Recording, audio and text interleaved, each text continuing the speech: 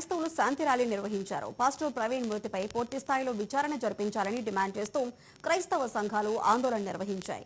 తుని పాయికిరావుపేట క్రైస్తవ సంఘాల ఆధ్వర్యంలో భారీ శాంతి ర్యాలీ నిర్వహించారు.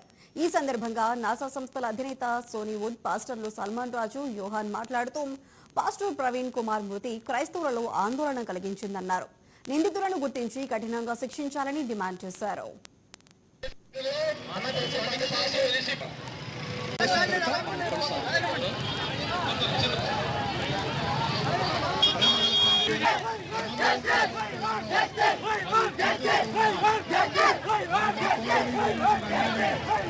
ఎవరికి తెలియకూడదు. ఆయన విషయంలో మాకు న్యాయం చేయాలి. ఆ దేశంలో నాయకులు గుర్తించేలాగా న్యాయం చేకూర్చాలని తెలియజేస్తూ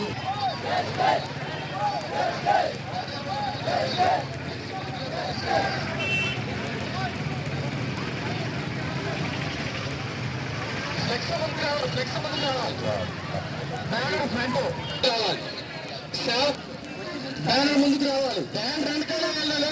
దయచేసి బ్యానర్ కూడా 60,000 మంది వచ్చినా సరే పరిస్థితి వచ్చింది. ప్రవీణ్ పగడాల గారి యొక్క మృతికి చిహ్నంగా ఆయన అనుమానాస్పదమైనటువంటి మృతికి సందర్భంగా మనం అందరం రావడం జరిగింది. అయితే మొట్టమొదటిగా మనం అందరం తెలుసుకోవాల్సింది ఏమిటంటే, ఈ నా మాటలు వినపడుతున్న ప్రతి ఒక్కరికి నేను చెప్పింది ఏంటంటే, మేము భారతీయులము, భారతదేశము మా దేశము.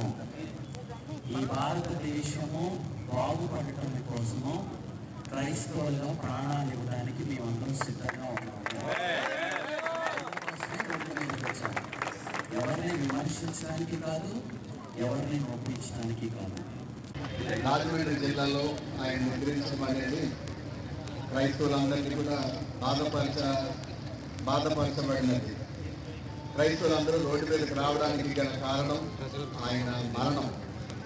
ఈరోజు ఆయన మరణాన్ని పునస్కరించుకుని క్రైస్తవులందరూ ఐకమత్యంగా ఆయా ప్రాంతాల్లో నిరసన ర్యాలీలు జరిగిస్తున్నారు. ఇందాక సోనీ గారు చెప్పినట్టుగా శాంతియుత ర్యాలీయే కానీ, యాజిటేషన్ కానీ, విధ్వంసకరమైనటువంటి ప్రభుత్వ ఆస్తులు నష్టపరచడం కానీ, ఎవరికి ఇబ్బంది లేకుండా ఈ విధమైనటువంటి ర్యాలీని జరిగించడంలో గల ఉద్దేశం ఏంటంటే, క్రైస్తవులకి న్యాయం జరగాలని. న్యాయం అంటే ఆయన మృతి ఇంకా అనుమానాస్పదంగా ఉన్నట్టు భావిస్తున్నారు.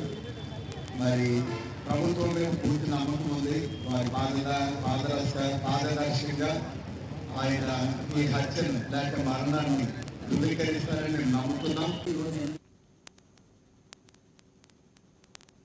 జగిత్యాల ప్రభుత్వం